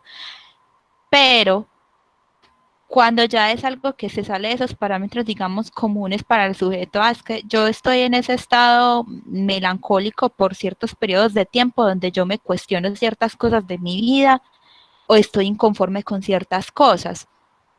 Y muchas veces esa inconformidad denota este que yo no puedo elegir, de esa capacidad de elección, ¿cierto? Eso es lo que muchas veces más nos causa malestar. Entonces uno está como ahí como que, bueno, yo me siento así porque estoy insatisfecho sobre esto, pero no tengo otra lección, no tengo otra mirada. Entonces yo lo diría más desde una estructura de personalidad más que una depresión, porque ya para la depresión sería algo que ya pasa, digamos, de esa normalidad, de eso lo que yo acostumbro, y ya se vuelve algo, digámoslo así, incontrolable, que incluso ya sobrepasa de las propias herramientas personales de las que nosotros hablábamos.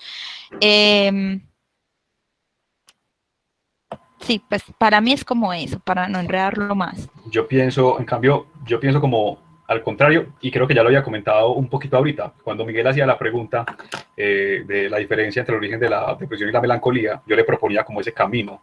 Y de hecho, pues claro, yo lo que he tratado de defender, pues lo hago para que tengan ahí, ya ustedes miran si se enredan, ya ustedes miran por qué camino les interesa más. Pau hace una, sí, no me interesa que no se enreden, enrédense y miren qué hacen con esa pita.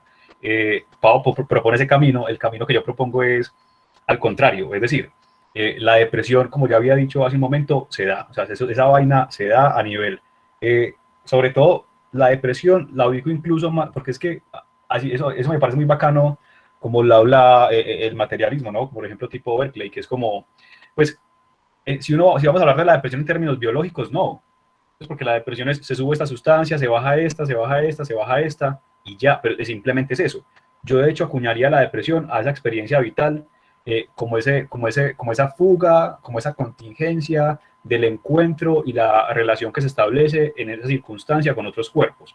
Y a partir de eso, pues entonces surgen muchas cosas. Por ejemplo, acá con la pregunta de Olaya, me parece muy importante mencionar algo, y es que mira lo que sucede con el lenguaje, la palabra melancolía.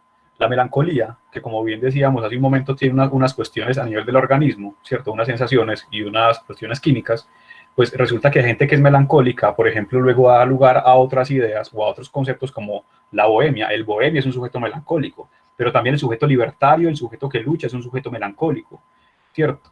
El melancólico, como decíamos, es básicamente alguien que a partir de un montón de sensaciones, pues considera que las cosas no son como deberían ser. Y miren que esta melancolía, pues contrario a lo que propone Pau propone que la melancolía da origen a la depresión. Yo diría que la depresión, en los términos que yo lo propuse ahorita, pues es justamente lo que da lugar a cosas como la melancolía. Es decir, como le dije a Miguel, la depresión para mí está antes del lenguaje. Tanto a nivel biológico como a nivel de experiencia vital, la depresión está antes del lenguaje. Entonces, que ante la pregunta de Olaya, yo también diría, o sea, miren que digo todo lo contrario, pero al final digo que sí, al final digo lo mismo, al final concluyo que sí, pero no en los mismos términos. Concluyo que sí es una persona, que alguien que está mucho tiempo melancólico, alguien que está todo el tiempo quejándose, o alguien que está pues mucho tiempo aburrido o aislado, lo que sea, pues claro que está deprimido o está deprimida, sencillamente porque esa posición o esa sensación implica que hay una opresión, que hay una experiencia vital de opresión y que la fuerza que usted tiene y los movimientos que usted está haciendo pues no son suficientes para que usted vuelva y se restablezca. Entonces miren que al final sí, tomamos caminos muy distintos, pero al final sí, pues para darle como circularidad al tema de Olaya. Yo, No, yo lo diría, que preguntó eso fue Mateo, perdón.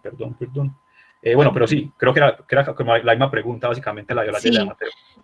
yo diría que prácticamente, mira que tú dices un factor clave en el que estamos de acuerdo ambos, y es que hay una inconformidad, ¿cierto?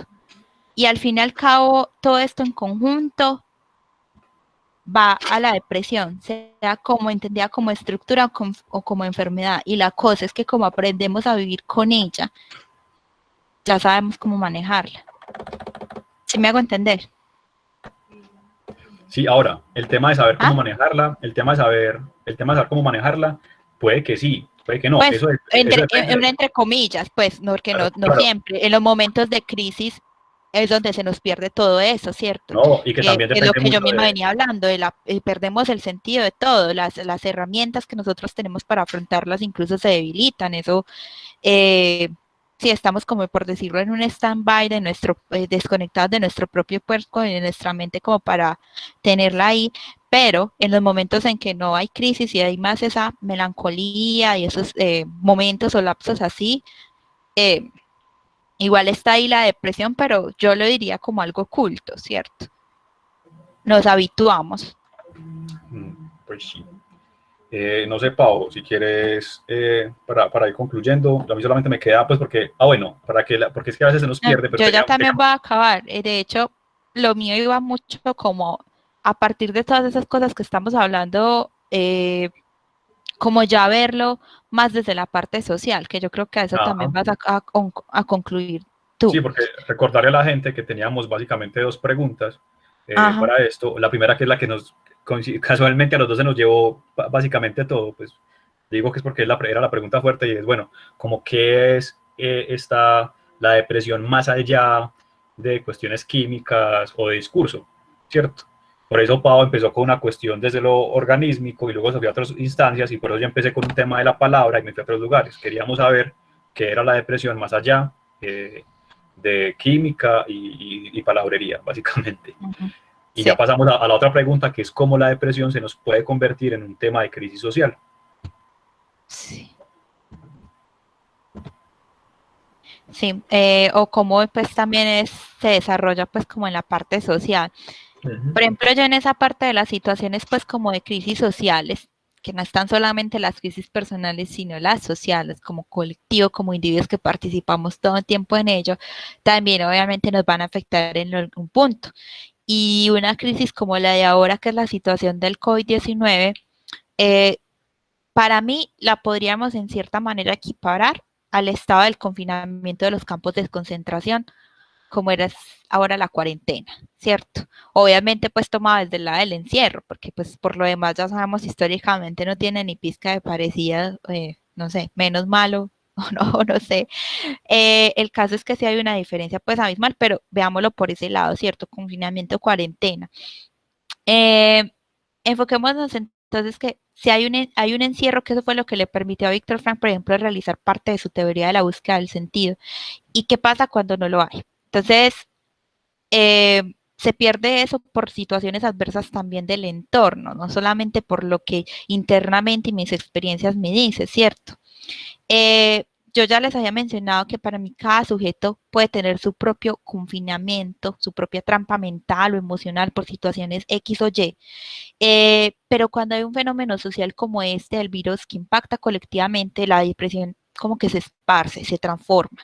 Veamos entonces cómo o qué es en sí lo que sucede. Entonces, la depresión, recordemos y tengamos muy en cuenta a partir de ahora que no es solo por factores internos, como les dije, sino que lo externo también eh, influye demasiado. Los factores ambientales, las acciones de los otros, incluso el significado que les damos a esas experiencias de lo que el otro me da puede causar una reacción también en mí, ¿cierto? Lo familiar, por ejemplo, es algo que da mucho peso y ya también las definiciones pues como sociales. Un ejemplo, digamos que tú estás en un ambiente familiar tenso, ambivalente, vulnerable, abusivo, puede tener efectos negativos que desarrollen más fácil una depresión, ¿cierto? Lo mismo que los ambientes laborales estresantes o denigrantes, descalificativos. Ya eso hace que se afecten, por decir, los proyectos de vida, las metas profesionales, que eso es parte pues como del sentido, siempre y cuando la persona se lo quiera dar o lo vea así. Ya eso se ve afectado pues en su desarrollo y ya hay una desmotivación, que bajen los niveles de concentración, de energía para continuar en ello. Los otros, sobre todo esos otros significativos para cada individuo, como la pareja o algo más, afectan demasiado en el estado anímico. Si por decir tu pareja hace algo que te hace sentir bien, pues obviamente te vas a sentir feliz. Pero si por ejemplo te abandona o te traiciona, bueno, ya hay una pérdida que comienza a generar los sentimientos de tristeza, desolación, que si ya se sobrepasan, incluso pues cuando es mezclado con la culpa, eh, ya el duelo pues va a continuar y ya hablaríamos pues que se puede transformar a la depresión mayor. En todo caso, vemos que lo externo pues sí influye demasiado. Cuando se comparte pues algo general, algo que vive la mayoría, que ya es un factor colectivo en el ambiente, en lo social, que sabemos pues que lo social es el gran otro, influyente desde lo individual a lo colectivo y de lo colectivo al individual, encontramos entonces lo que yo me referiré ahora pues como un efecto dominó, ¿cierto? Que ya de por sí pues es bien conocido. Eh, Tal como sucedía, por ejemplo, en los campos de concentración de Auschwitz, ¿cierto? Si se convertía en un mismo entorno que es degradante, desagradable, con un futuro pues que es incierto, desolador, cruel, indignante, todas esas connotaciones pues que más o menos ya sabemos, eh, permitió, por ejemplo, a Frank analizar este factor común que compartían los prisioneros del lager. Lager también pues, se refiere a campos de concentración. Esa era la realidad, era una realidad compartida, ¿cierto? Todas esas situaciones degradantes y de crueldad que en cierta forma eran iguales para todos. Lo único que puede ser a veces diferente es cómo yo lo percibo o cómo lo voy a superar, pero ya lo tocaré más adelante. Así que fácilmente, por ejemplo, Frank en su libro él logra como caracterizar los rasgos o los síntomas generales que él veía en cada uno de los prisioneros, incluyéndolo a él, y desde las diferentes etapas que se tenían en el confinamiento. Porque así como ese cambiaba, cambiaban también las normas y según así se iban desenvolviendo, perdón, la guerra o la política, los prisioneros también se iban transformando su visión en cada etapa, ¿cierto? Esa parte pues como adaptativa también que tiene el ser humano. Eh, la conclusión en general es que si todos ellos compartían un mismo espacio, con esa misma realidad actual, con las mismas condiciones, era fácil percibir que todos eran afectados de la misma manera y al verlos unos a los otros, con ese estado, ese acabamiento, esa fealdad de su alrededor, empezaba el efecto cadena, ¿cierto? Entonces ya para todos era como el estrés, la irritabilidad, el hambre, el sufrimiento, el shock. Nosotros diríamos, es que eso es algo muy obvio, están pasando por algo terrible. Sí, pero eso lo hago para entonces ya equiparar con lo que pasa ahora. Eh, la cuarentena por el COVID-19, digamos que también desató dicho efecto dominó, porque pues cada uno está encerrado en su propio hogar o en su propio mundo y estamos afectados por ese factor común que es la pandemia, ¿cierto? que generó esa consecuencia que es el confinamiento por periodos largos, inciertos, esa incertidumbre de ese periodo largo, recuerde que es lo que genera esa existencia provisional, entonces ya empezamos a meternos como en ese estado como de quietud física o de inquietud mental, empezamos a percibir otros tipos de comportamientos ante esa nueva etapa por la que tenemos que vivir, ¿cierto? Porque hay preocupación, hay miedos, hay expectativas, hay estrés. Entonces, cuando ya nos encontramos con otro tipo de situaciones adversas ante esta que es general, como en el ambiente familiar, digamos, imagínense las personas que están viviendo la cuarentena en un ambiente familiar nocivo, ¿cierto? Donde hay esas situaciones de abuso, de violencia que mencionaba, eh, incluso va a ser combinado con la pandemia un detonante mayor, ¿cierto? O también pasa con otras personas que la pérdida de realizar actividades que mantengan la energía y aunque suene redundante, pues como esa actividad del ser, ¿cierto? En pro del desarrollo de sus metas, de las cosas que les gustan. Todo ese factor en conjunto hace que abre pie a la depresión social, ¿cierto? Porque ya empezamos a ver también por la facilidad de los medios de comunicación que le empezamos a perder el gusto, el sentido, porque todo se vuelve repetitivo, porque nos sentimos con ese peso, ese hundimiento de que estamos completamente encerrados y ahí es donde nos predisponemos y aparece ese detonante, ¿cierto? Eh, Incluso empezamos a notar que ya hay más esa apatía, ¿cierto? Esa pérdida emocional por completo, porque esos otros factores que les mencionaba, que también nos rodean, eh, empiezan a chocar también con lo interno, ¿cierto? Y ya produce el famoso hundimiento del que hablábamos. Además, pues el contacto físico y social en cuanto a la interacción, pues nosotros sabemos que bien es fundamental en el ser humano, pero cuando es un entorno así cerrado 24/7, imaginen con los entornos adversos que hablábamos, en algún punto los conflictos personales pues se van a mezclar también con los conflictos de los otros, ¿cierto? O de convivencia. Eso va a salir a flote en algún punto, se resaltan más que antes, digamos, asuntos sin resolver que por la presencia ya constante de los habitantes del hogar es ahora más recurrente que antes y llega un punto donde los espacios de intimidad incluso son necesarios. Fran incluso lo mencionaba, por ejemplo, en la parte del campo de concentración. Él decía que ya se veía irritabilidad en los sujetos. ¿Por qué? Porque en ocasiones era necesario alejarse de todos esos breves momentos en que se podía recuperar algo de la intimidad y la privacidad, que también es fundamental para nosotros poder analizar y, como decía Gabriel al principio, tal vez detectar a tiempo dónde me estoy yo hundiendo, pero como no tengo esos momentos de intimidad y privacidad, bueno, eso digamos que puede ser un tropiezo, pero es algo pues muy subjetivo, muy general. La cuestión también está, para concluir, pues que el efecto dominó se percibe de la siguiente manera. Si estamos en un grupo en comunidad, donde constantemente compartimos y estamos limitados a estar constantemente, también puede percibirse pues por cuestiones de unidad y estructura familiares, ¿cierto? La influencia del estado del ánimo del otro y las actitudes es contagiosa. Entonces, si yo también veo que el otro está irritable en un estado de ansiedad o tristeza y eso se refleja, yo probablemente también lo voy a percibir y va a ver como en un espejo porque puede que en algún punto yo conecte con eso mismo que yo estoy sintiendo consciente o inconscientemente, o sea, lo haya hecho consciente ya o no. Y esto también genera una acción y una reacción, como también mencionaba antes.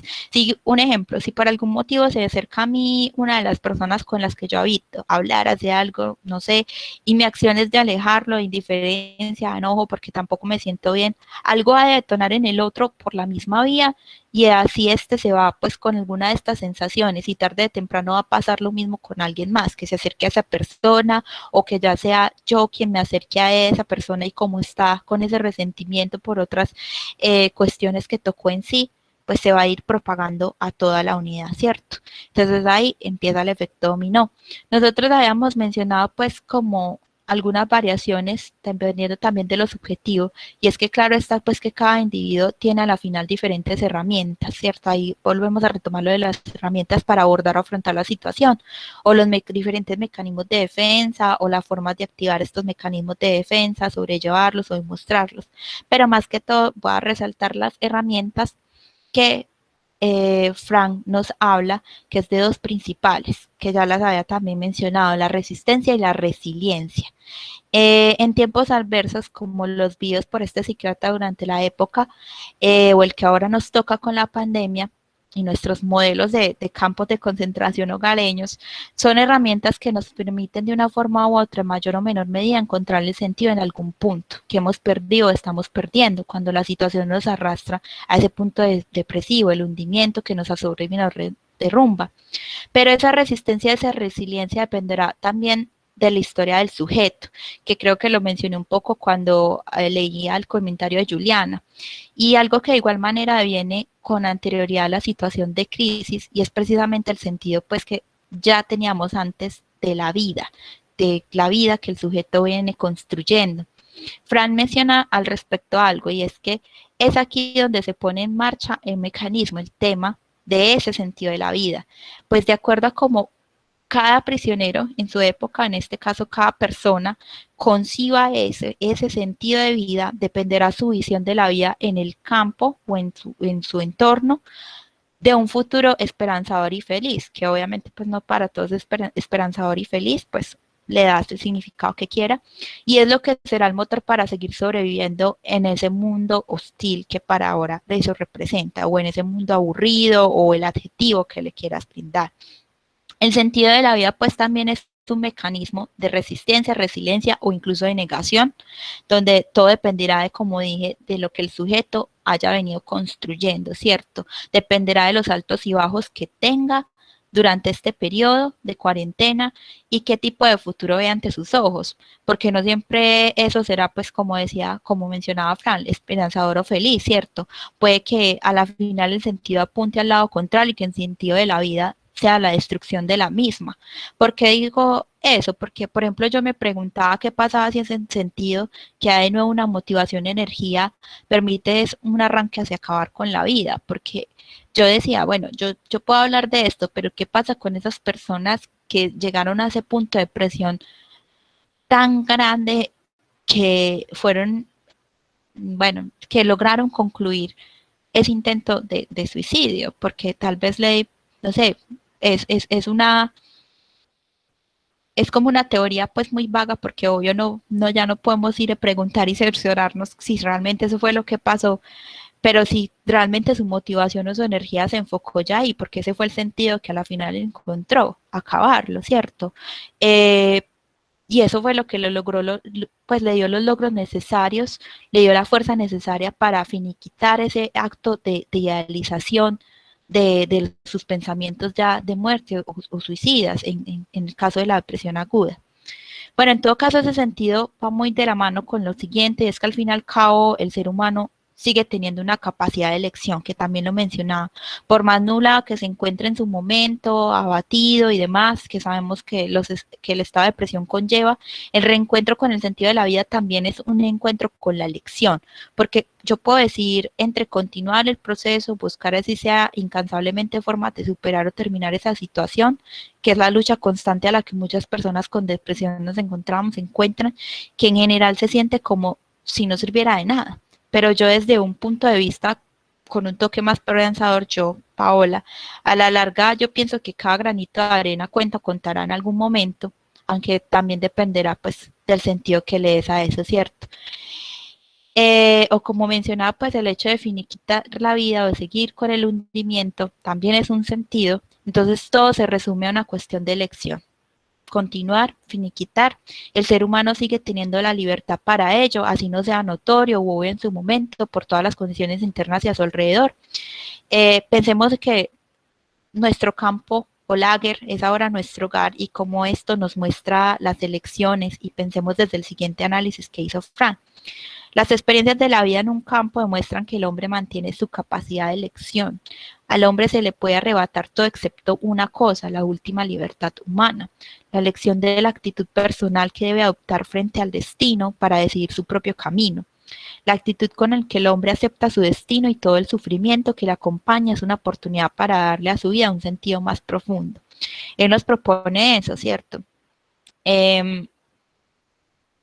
esa aceptación del destino, esa aceptación del sufrimiento, tal vez es una oportunidad para ese sentido, o tal vez no, o tal vez su sentido, como dije, sea terminarlo, todo se resume de nuevo a un plano subjetivo. A pesar de que vimos el impacto colectivo, porque cada sujeto es responsable de su existencia y la formación del sentido, para explicarme mejor a esto, quiero cerrar con una frase que por excelente casualidad me la encontré cuando había pensado desarrollar pues todas estas ideas bajo estos conceptos que da Víctor Frank, y es que hay que amar la vida antes de amar su sentido, dice Dostoyevsky. Y si cuando el amor a la vida desaparece, ningún sentido puede consolarnos. Solo lo saqué de un texto de Albert Camus que se llama Carnets, o no amamos nuestra vida porque entonces no tenemos un sentido, una motivación, una energía que nos permita satisfacer en nuestra idea de vida.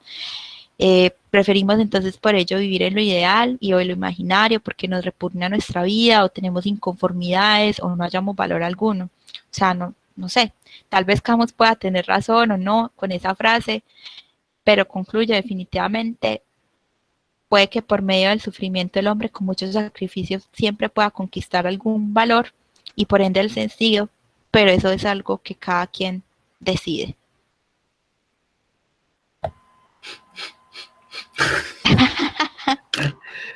No, ya para terminar del todo, que nos extendimos, como algunas anotaciones. Justamente lo que iba a decir, o lo que quise decir antes de que Pau empezara esta última intervención, era que ese tema de las herramientas también me parece delicado, porque puede ser que las personas pasen por estos estados durante mucho tiempo y no construyan herramientas, o construyan unas herramientas, pero lo que pasa con las herramientas es que también son sustancias que son influenciables. Yo tengo un ejemplo claro, y es, por ejemplo, vos te acostumbras a que la mirada fija es un acto para interpelar al otro y para demostrar credibilidad en el otro, pero eso es tu herramienta, una herramienta de comunicación que es sustancial. Te encontrás con alguien que casualmente tiene por herramienta en la mirada el intimidar y el imponerse al otro, entonces vos te encontrás con esa persona. Pueden suceder muchas cosas, puede que se afecten mutuamente, puede que el otro entienda que no solamente es para oprimir al otro, sino para establecer igualdad o credibilidad, o puede que vos decidas no volver a mirar a los ojos a la gente o a personas en las que identifique cierto tipo de miradas. Es un ejemplo un poquito fofo, pero es lo que sucede con las supuestas herramientas que construimos, ¿cierto? A partir de la experiencia. Entonces, como que ni confiarnos en el hecho de que por pasar por un lugar vamos a tener experiencias. Creo que todos hemos sabido que muchas veces, y ahí sale ese concepto de tendencia a la repetición, pasamos muchas veces por el mismo estado y por los mismos lugares sin adquirir ninguna herramienta, porque eso depende de la conciencia que tengamos de ese proceso, y también pues que esas herramientas en algún momento pueden ser, como nos abren una puerta, le pueden poner traba, ¿no? Como nos pueden alzar el vuelo, nos pueden derribar, siendo el mismo elemento, partiendo de ideas principales como, ve, yo quiero o amo a esta persona que me apoya, o tengo en gran estima a esta persona que me ha apoyado, y luego esa persona se me convirtió de repente en alguien que me oprime o que me retiene. Entonces fíjense que las herramientas tanto individuales como emocionales y físicas y sociales siempre tienen esa doble facción. Sara hace un comentario que es que el tema de la crisis es muy fuerte, uno realmente se pone en blanco, y aunque uno tiene todas las herramientas y es consciente de cómo son las cosas, luego llega ese momento de frenesí y es como si todo se fuera a otro estado de conciencia. Ahorita Pau también mencionó algo con respecto a ese tema en relación a tomar decisiones, y también leeré algo ya a continuación sobre la crisis. Y bueno, voy a terminar leyendo simplemente lo que queda, que es la respuesta a esa pregunta de cómo se convierte esto en lo social. Tengo una pues, postura bastante distinta a la de Pau. Pau nos propuso como todo este tema de cómo nos imbuye la experiencia colectiva en los lugares comunes. Yo lo que propongo es que los lugares comunes no existen, pero leeré. La depresión se convierte en una crisis social en tanto sumatoria de experiencias individuales. Cuando las depresiones generan el movimiento necesario dentro de la estructura del número suficiente de personas, el escenario colectivo se ve obligado a pugnar de forma más clara y los efectos se hacen notorios en ambas partes. Lo chistoso, entre paréntesis, reír para no llorar, es que la crisis social no deja de ser más que la crisis de unos cuantos, o por lo menos es así si nos paramos sobre la idea de crisis como algo, entre comillas, malo, y no sencillamente como lo que en últimas es, un momento en el que deben tomarse decisiones. Si acogemos esta concepción primordial, tendremos que asumir también que la idea de social como sustancia universal en el lugar de la falacia, es decir, tenemos que asumir lo social como una falacia, como un mito, como un carretazo. Y esto incluye también a esa categoría menor de la idea de lo social, a la que nombramos como sociedades, pues aún dentro de los grupos más pequeños, en el momento de tomar decisiones, habrá vencedores y perdedores bien diferenciados, e incluso dentro de cada individuo habrá elementos beneficiados y perjudicados. En resumen, la depresión se vuelve un elemento crítico, y en la falacia que representa el ideal de sociedad, toda vez que deben tomarse decisiones que interfieren en la vida de un número representativo de personas en términos estadísticos. Es decir, para mí lo único que lleva a que esto se nos convierta en una crisis social es la estadística. Entonces, si el número suficiente de individuos padecen la crisis, entonces lo consideramos crisis social. Pero si no, y lo sabemos, y creo que eso no hay nadie que lo niegue, se puede morir la cantidad de gente que quiera, se puede sufrir la cantidad de gente que quiera. Y si eso no afecta estadísticamente esa falacia de lo social, entonces no va a haber ninguna crisis. Eso es lo que yo propongo. Ahora bien, lo que queda de estas decisiones, que son movimientos y posicionamientos, generará unas dinámicas o más puntualmente una serie de presiones que dependiendo de su intensidad y prolongación darán lugar a nuevas contingencias, siempre sectorizadas en razón de los elementos más presionados y que pueden volver a encontrarse en estado crítico. Así, por ejemplo, es posible que después de haber una crisis cuya presión se ha expresado toda sobre lo sustancialmente interrelacional de la cultura, es decir, todo eso, no poder salir mucho, de reducir el contacto y demás, luego se vuelque la mayor cantidad de presión sobre otros sectores afines también a lo social, como la economía, la política y la educación. Finalmente, solo me queda por decir que a la hora de la verdad, todas son las horas de la verdad, de la visión otorgada. Todas son la hora de tomar decisiones. Todo el tiempo estamos en crisis y de reconocer y asumir esto depende en gran medida que las contingencias no nos signifiquen siempre un movimiento interno destructivo, sino más bien una liberación. Tal vez pueda ser un buen camino no librar las batallas contra las grandes falacias, sino contra las representaciones que de ellas, y a modo particular, interfieren en nuestra experiencia vital. No midamos nuestras fuerzas contra aquello que está mal en la cultura. Podríamos empezar mejor por medirnos con nosotros mismos como sistema, nosotros mismos como una sumatoria, nosotros como un encuentro de cuerpos, sustancias y fuerzas. Me parece admisible pensar que a partir de esas despresurizaciones controladas, las depresiones emergentes por la interacción con lo que provocan cuerpos y fuerzas externas puede generar movimientos menos dañinos. Ahora, la gran pregunta, ¿cómo empiezo? ¿Por dónde me arranco con todo esto? Lo único que se me ocurre en el momento es que tal vez pueda hacer una pequeña diferencia tener un buen inventario de todo lo que hemos venido acumulando.